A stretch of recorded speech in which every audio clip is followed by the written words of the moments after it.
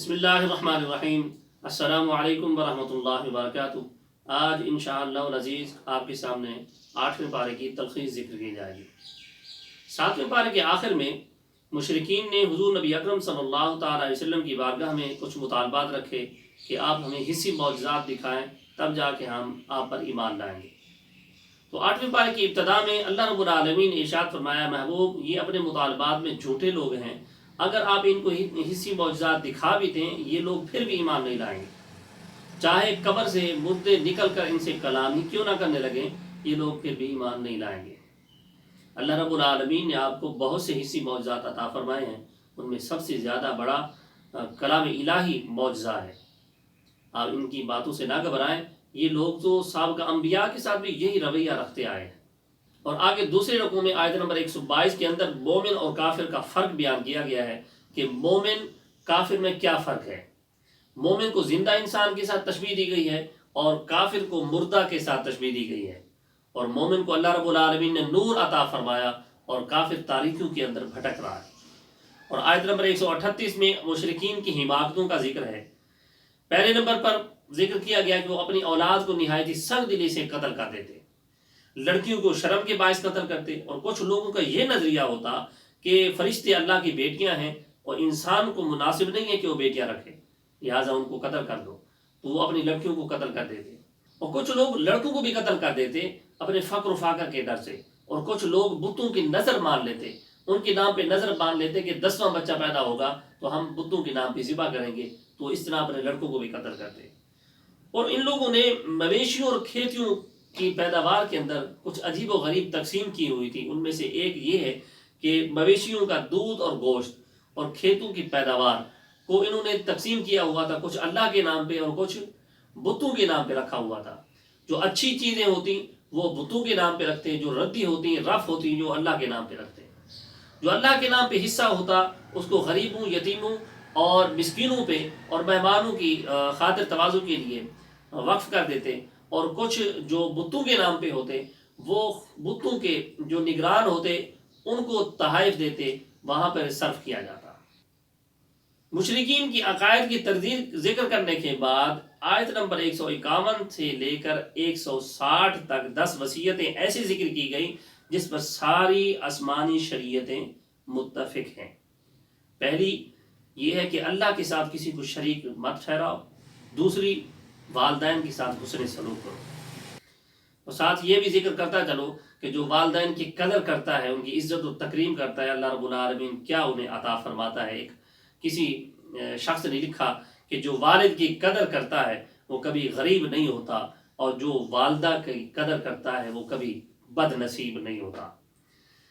تیسری چیز ذکر کی گئی کہ تنگ دستی کے خوف سے اولاد کو قتل مت کرو، اور چوتھی چیز ذکر کی گئی کہ ہر قسم کی برائی سے بچو، چاہے وہ خفیہ ہو چاہے اعلانیہ ہو۔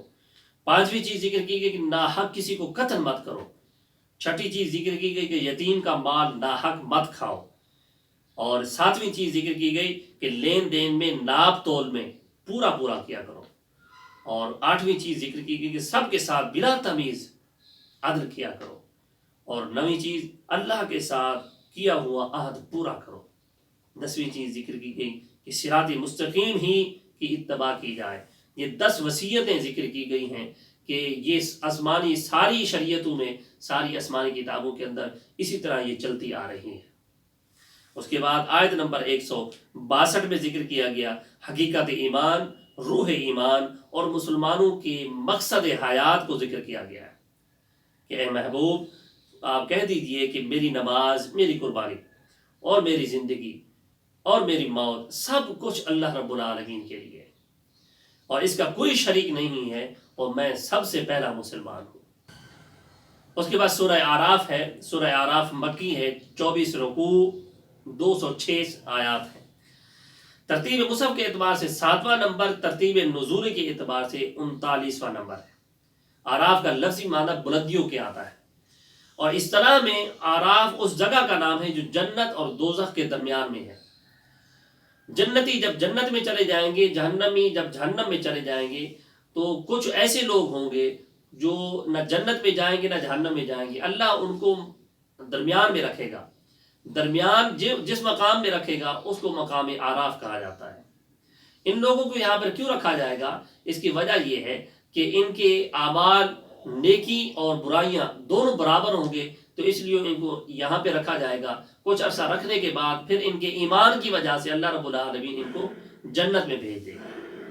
اس صورت کے اندر کیونکہ مقام اعراف اور صاحب اعراف کا ذکر کیا گیا، اس مناسبت سے اس صورت کا نام بھی اعراف رکھ دیا گیا ہے۔ آیت نمبر 11 سے لے کر 27 تک حضرت آدم علیہ السلام اور ابلیس کے واقعے کا ذکر ہے۔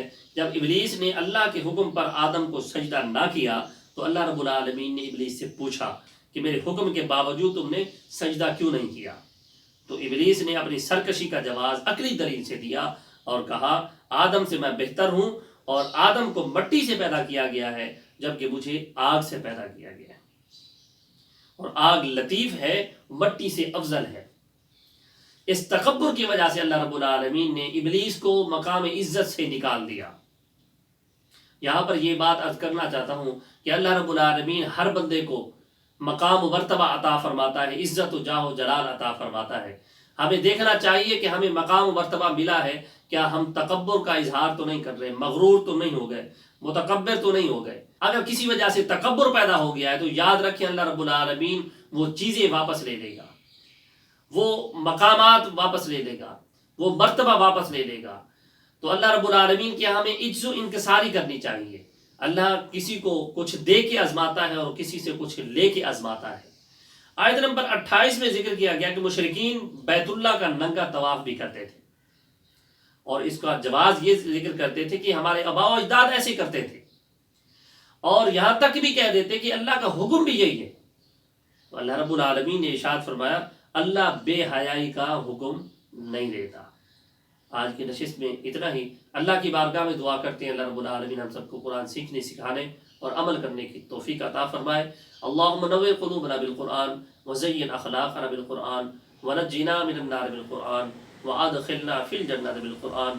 السلام علیکم ورحمۃ اللہ۔